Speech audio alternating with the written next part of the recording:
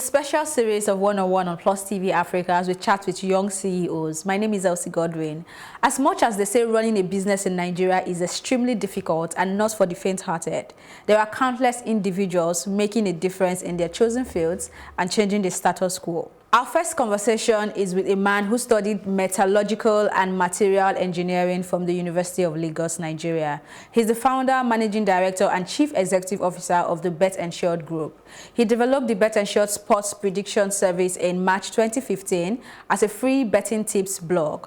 The platform officially became a paid service in November 2015 and was officially incorporated in Nigeria in March 2016. Operations was expanded to East Africa in August 2016, and in October 2016, Betensured opened a business in Nairobi, Kenya. Currently, it has physical offices in Nigeria, Kenya, and Uganda. Betensured operates in English, French, Spanish, Portuguese, Italian, German, Russian, and Chinese, and has subscribers from at least 70 countries. Omotayo was listed in one of Forbes Africa 30 under 30 CEOs in Africa.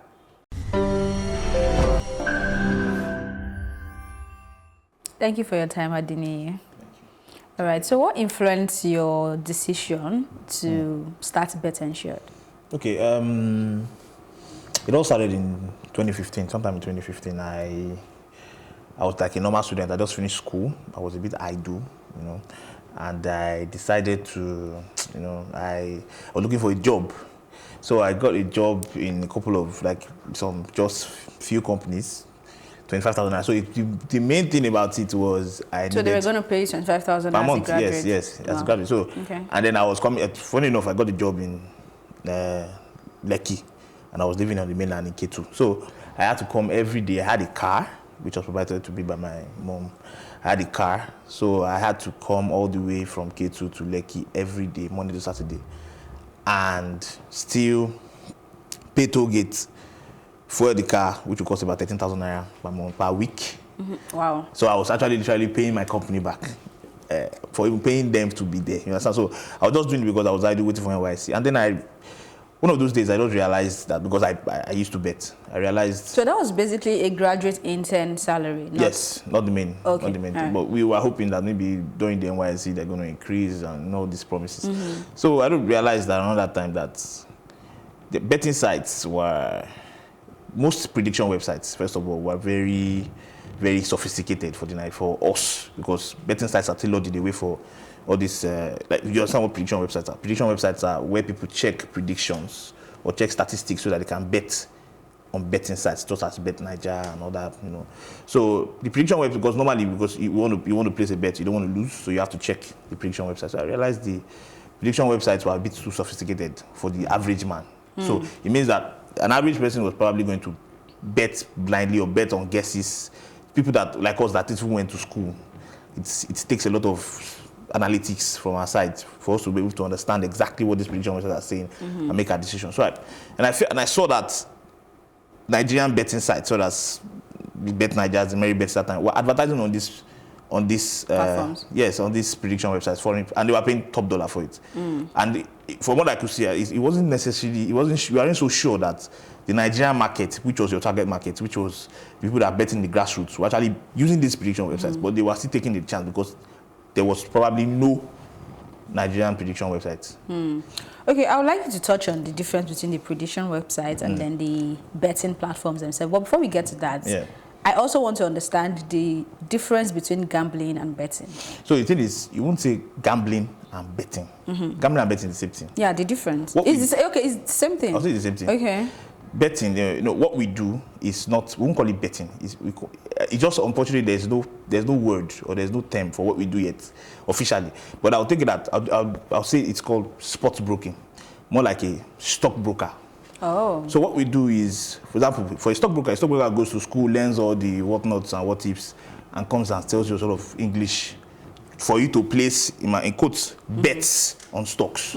So we research, do all we can, because we are so deep into this, and provide you recommendations to place bets with the betting sites. So when you are taking bets from us, yes, you might call it betting, but I'll call it sort of sports investment. You are investing because we do just give you stuff to bet on. Depends on what you want to do. We don't give you things to go and bet on. We tell you the strategies because there are strategies to all this. We tell you with the way we look at the worst case scenario, you should make about maybe between 1.6, between 60% of your, or maybe 500%, depending on what you want.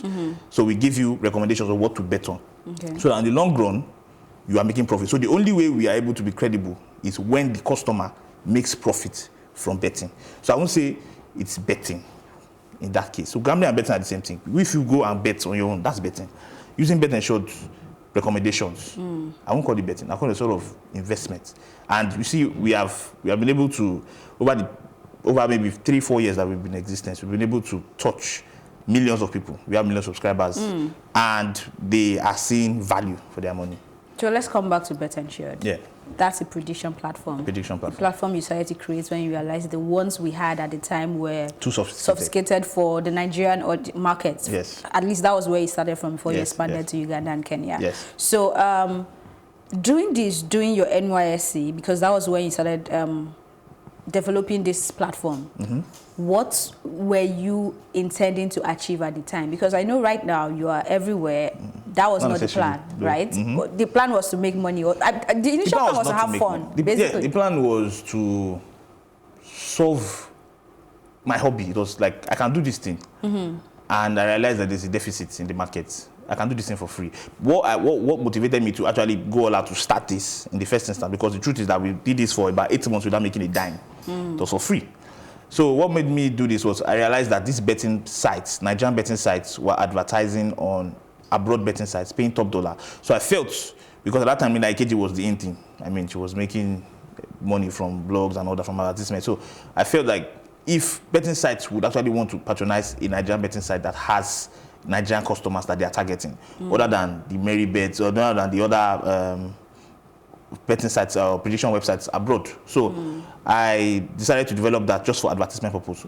Going into it, I realized that, okay, people can actually subscribe for this service if you can provide them guarantees, or you can guarantee them that they will make significant returns on their investment. Okay. So that's when we took it to the next level of subscriptions and all that. So the main thing was we wanted to just do it so that we can have a database of Nigerian bettors or Nigerian gamblers, and then betting sites could advertise on our platform. That's what we did for. All right, you did a lot of internship before you got to where you are now. Yeah. How would you say that process has helped your career? Okay, so the thing is, it enlightened me. I was able to see, first of all, I had to leave my small cubicle where I thought I was a king and move out to the other side of the world, and saw that, wow, I was such a small place. So, and then with the internships, I was able to meet like-minded people, sharp-minded people. So those things pushed me to, and then for that small time and space, I was able to, find out a bit more about the tech space and all that. So it was those things pushed me. Of course, the environment, I would say the environment most, but I've always had the determination to be something better. But then the environment also spurred me to be what I am today. So those internships were key because, for example, now for the first time I had access to unlimited internet access. Like I could check anything in the world. I now realize that there were no betting sites that, so those internships were important for me. How intensive is funding for this kind of business? The thing is this, I'll tell you one particular thing. We have achieved all the success we've achieved without any funding. I can say it categorically. Nobody has given us a dime. We have just made a lot of calculated risks and decisions. Funding will be fantastic, but then because of the niche we are in, people are, what are they doing? Nobody understands what we are doing. Like I said, sports broking. I'm the one calling out the term. At the moment, I'll say Betensured is top 3 prediction websites in the world by numbers, by revenue, by a lot of things. You understand? And funding, assuming we can get funding for what we do, of course, because the thing is, we provide a service, but then our problem is the reach, because like I said, everybody has this issue. One thing is, everybody loses betting. And that's why the betting companies are making so much money. Bet Nigeria is the most viewed betting site in the world. It's #1 betting site in the world by traffic. I don't know about revenue, but by traffic, we know that Bet Nigeria is the #1 most viewed website in the entire world. Okay. So the Nigerian, we are one of the highest, quotes and unquote, gambling population in the world. Really? So, yes. So funding is it would be fantastic. But because we have to still reach, we can reach the problem is reach for us. We can reach as long as we can reach as many people as possible. We would always solve the problem that is on the ground. So the thing is, for example, now research, we're able to advertise in 20 countries for the first time. This is money that we have saved for a long time. Okay. And then we saw the effect. Assuming we could get maybe some sort of funding that all these tech companies get, we will be able to break limits, reach, because at the moment we have our service in about 8 different languages. We get subscribers from China, from Germany, from Spain, all of them for the same service. So funding will be fantastic. That you have said you never got funding from anywhere. It's been calculated risk and decisions. Yes. What is the revenue of the company now? I prefer not to say, but we are good enough to advertise on any platform we want to advertise on. We have broken limits, that we have done things that have not been achieved before. What we are doing is we are the pioneers of this sector. People were there before us, but they never took it the way we are doing it. The funding that we get from our, what do they call it, our business is what pushes us to do. So you can see, if you go outside, see Betensured. 1 in 5 people know Betensured. They've seen it on an advert somewhere on the board. This, if the funding was not good enough, we will not be able to have that reach. We're also in Uganda. We're also in Kenya. We are in a lot of countries. We're in Ghana. So although we have a physical office in Ghana, but we have advertisements. We have serious, significant traffic from Ghana. So the funding is good enough for us to actually expand. And if we could get more from maybe external funding, it would be fantastic. Okay, before I let you go, what advice would you have for young people who want to pursue their passion, but of course they have to put food on the table? The thing is, coming from my own point of view, you know, that I'm standing here today, it's very funny that I'm the one in this particular place, because I was from I'll be probably one of those people trying to listen to how can I get it, how can I do it. But the thing is, I think the first thing you have to put is belief. And then also to know exactly, have an idea of where you want to be. I once told myself, I probably 2011 was the first time I saw a Forbes Africa magazine, I think. I told myself, Forbes magazine, I'm not sure. I told myself I want to be 30 under 30. That was, even up to last year, it seemed like an impossible thing. Lo and behold, in 2019, I'm there. So the thing is dedication, hard work. You have to understand hard work. Hard work is not just working hard, it's working smart also. Resilience. There's a picture of mine, the one that has the Forbes Africa on the background. My eyes were red. I have not slept in about 2 days by that time. So even up to this part where we say we are successful, I don't think, I still do a lot of hard work, a lot of sleepless nights, still go into this particular thing just to achieve. So hard work, resilience, and belief, and there's nothing you cannot achieve. That's just the basis. All right, and I'm sure that hard work will keep paying for you. Thank you so much for your time. Thank you very much. It's a pleasure.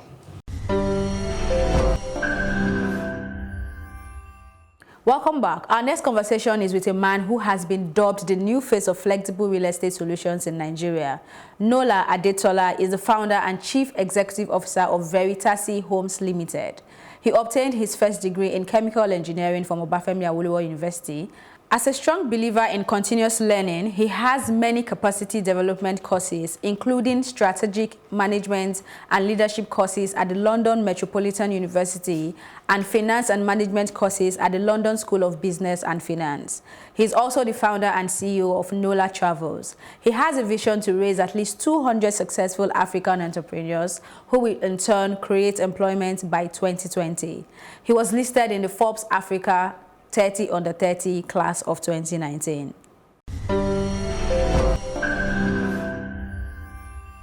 Thank you for your time, Nola.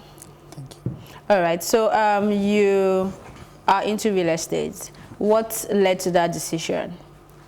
I would say a whole lot of things, but the most important is the zeal and drive to be able to solve people real estate problems. When I say people real estate problems, I mean the average market woman on the street that would never dream that she can own a house or own a landed property. People like myself and you that, earn a few bucks per month, So we thought about it. We felt that is real estate supposed to be investment for the rich alone? And then the answer was no. And then we study the model, how it's done outside of the country, or how, outside of the country, people can buy a real estate property, pay for 25 years, 20 years mortgage, based on credit history and all, But of course, that is not achievable here. So, it's a combination of wanting to solve people's real estate problem, wanting to make the low-income earners and middle-income earners in Nigeria have properties, have very wonderful investment portfolios, and that's what led to the decision. So what have you been able to do to solve this people real estate problem? Actually, we've done wonderful stuff in that space. Okay. We've been able to, right now we have a lot of clients, that have believed in us to either buy properties through debt, or sometimes, equity. We've been able to make people believe that you don't have to have that multi-millions of naira before investing in real estate.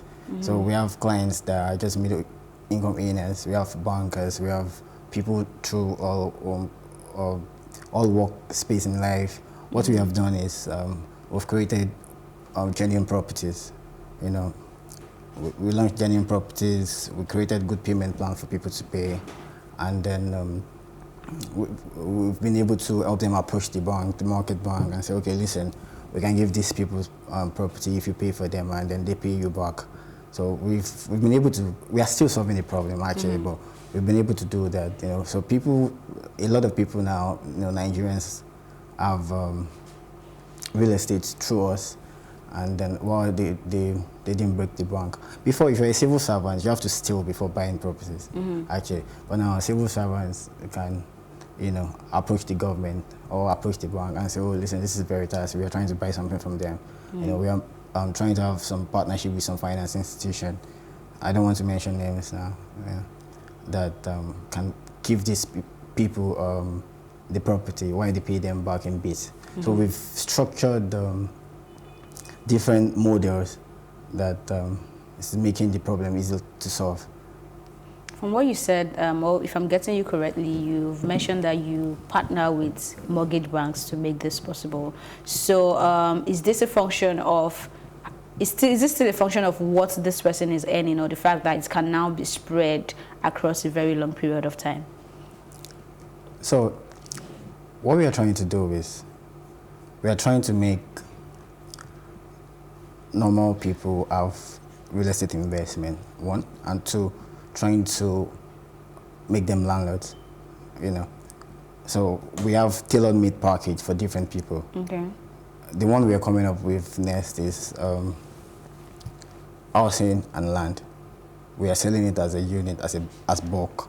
So the meaning is that someone, say, working with a company that's earning 250 or 200,000 naira, we are telling you that we can give you a flat, and then we have in partnership with some facility management company that will help you put it out for rent, so you get rental income through that. And then we are giving you a piece of land, maybe 300 square meters or 450, that by the year it appreciates. So we are telling you that if this is 30 million naira, you can pay us for 5 years. Then if you are going to pay us for 5 years and you don't even have, which they can actually afford spreading anyway, so we can approach your own cooperative in your workplace, and they give us maybe half of the money while you pay them back, because we need funds to build, and then they have a way of checking. Is a way they say they can give people loan without collateral. They have a way of doing their debt recovery. So that's the same way they're going to follow, and then they recover their debt from that people, and they get us to pay. But have we set up a good system? Yes. Can people, normal average income earner, now own property and have investment? Yes. Are we solving problem? Yes. Is that what we want to do, the vision of the company? Yes. So I think we are in line. All right, you mentioned funding, and I think that's one of the huge problems the real estate sector has got right now, because you need funds to be able to develop these properties. And you mentioned having genuine properties, if I got that correctly. So how easy was it for you to get funds to be able to put up that structure? Actually, not to lie to you, it's very difficult to get funding in real estate. Why? Because it's slow. Real estate is slow, If you're an investor, you have, say, 1 billion naira, and I'm approaching as a real estate person, say, oh, give me 1 billion naira, I'll give you 1.2 billion in 2 years. Would you give me? No. Why? Because they say, oh, I'll put my money in trade bills, it's going to give me 14 point something percent or 15%. Or I'll do commodities, I'll do, different investment. Real estate is low, and the risk, the risk is not that high, compared to other business, but it's still risky anyway. So how do we rather raise funds if, are we going to shut down business? No. So what we do normally is source for the cheapest kind of capital that we can get, which is raise money from customers. Those are the best people that you can raise money from, because there's no percentage to it. I mean, there's no interest to it. So we are saying that, listen, pay us this percentage of money. When you pay us, we'll get to this level of housing. And then when you pay, then we request for another set. Then we get to another level. Then we request for the new set. And then we complete it with our own money. Then you pay us the rest. Have we delivered the house? Yes. Is it convenient for you? Yes. Have we gone to the bank to put our neck on the shop? No. Is it easy for us? A bit not easy, but are we doing it? Yes. So that's the way we've been able to raise funds. That's the way we've been doing back and forth, actually. How would you rate the performance of the government in this sector? Actually, I wouldn't say in real estate sector only. It's I think it's in every sector, but of course, I want you to be particular. In the government, they've not really done very well. In the sense that there are a whole lot of government policies that's affecting the real estate sector. And first of all, let's say I bought a piece of land, and for me to get title, I have to spend a whole lot of money, documented and undocumented. I mean, you understand what I'm trying to say. And then after spending a lot of money getting land title, I want to get approval, permits to build. Oh my God, go through a whole lot of hours. There was one time I was in Nairobi, and then I was touring the city, and then I saw their real estate is fast developing as well, I was there some few years back, not a lot of real estate, and then I went there this year, that was April, and then listen, I saw a whole lot of building, block of apartments actually, and I'm like, this is what we've been trying to do, I've pitched apartments in various places around the world that, listen, if I get funding, I'm going to build 4,000 units of housing between now and 4 years, and then we'll be able to get people, every day is an average of, I don't know how many people move to Lagos. Lagos alone, I'm not talking of different, say Abuja or Port Harcourt. These people need shelter. These people need to stay somewhere. People want to get married. They need apartments. They need to stay somewhere before they get rich to be able to afford fully detached duplex. So I've gone a whole other place to say, hey, give me funds. We'll do this. We can do this. We can make this house. It's very cheap. 8 million, 6 million, No one is giving. Why? Because you say, go back to your country, go and get bank guarantee. So if in your country you cannot get bank guarantee, how would you want a foreign investor to give you cash? A cash that is so difficult to get in your own country. Do you understand? So it's going back to the government, they make it very difficult. Get permits, get title on land, even finish building of their, they say, oh, what's that thing they just multiply by 10? Land Use Act, and then a whole lot of stuff to just discourage and, push you out of the business and all. But we've always find legal way around it. I don't want to say way because ways can be legal and illegal, so we've always find ways around it. So it's not been easy, but at the same time, we've been doing it because this is what we have passion for. All right. So we have about or even more than 20 million deficits when it comes to housing in Nigeria. What would you identify as the role of the youths in solving this problem? So first of all, before now, it has always been very difficult to convince people to stay in apartments. Like, oh, okay, there's a block, and then we build a whole lot of 2-bedroom, 1-bedroom and stuff. It's always been very difficult. But now, I feel like people are getting sensitized that, listen, you people can stay together, and then, everybody stay in this, and then... Shared apartments? Not shared apartment. I mean, a block, let's say we have like 3-bedroom apartment, like 9 units on one block. block, like block of house. Block of flats. You understand? Block of flats, you know. And then, I mean, it's always been popular outside of the country, but yeah, people always want, oh, my compound, this. So it's been very difficult, because if you want my compound, that means the cost of house and land increases. That means you can't afford it. So people would rather pay rent for long, and then when they get retired, they're still trying to build their house. But now people say, okay, I think we can stay in apartments and stuff. And then now they're getting sensitized. And I always tell people, there's a lecture that I give every Thursday, that there are a whole lot of investment portfolios that you can put your money in, and then that returns, you know, pay for your real estate. And then when you pay for your real estate, I mean, before no time, you attain financial freedom, and at the same time, you have a house that you can call your own. That you can call your own to live. So the role of the youth is, I really don't think every youth should say that, every youth should say that, oh, we have to live by our own and stuff. We can actually live together. And secondly, these government people are not, they don't know this problem. Most of them don't know this problem. They have 7 houses, you know, fully detached mansions and all. So nobody's talking. A lot of time, nobody's talking. People stay, let's say, some people work in VI, and they stay after Eleko area. Why? Because they are trying to get cheap houses. And then they spend like 2 hours or 3 traffic in the morning, you know, in the evening at the same time, you know, 6 hours in traffic. You know, you don't have a driver, you can do 6 hours. You can do a lot of things with 6 hours every day. And so it's like shortening lifespan and all. So, I mean, when you sensitize these people, you can, if government can give developers like us lands, let's say around Ilubiri and something, and then we can give us permit to go IRS. You know, we get foreign investors, they come, you know, we build this thing.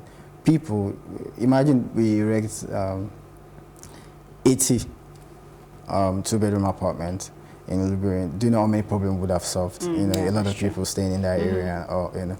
All right, thank you so much for your time, Nola. You're welcome, thank you.